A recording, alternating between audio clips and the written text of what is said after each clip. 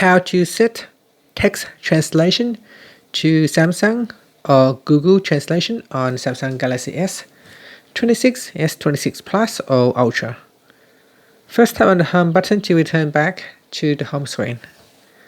Then swipe down at the top and tap on the settings icon. In settings, we then scroll down and tap on General Management. From here, tap on Samsung keyboard settings. Then scroll down to the bottom and tap on Translation. And here you have two options. You can use Samsung Translation or Google Translation. With Samsung Translation, you can also download a language pack for the translation. And that's it. After that, tap on the home button to return back to the home screen. So when you need to translate text, if you tap on Translate, it will use either Google or Samsung Translation. And that's it. Thank you for watching this video.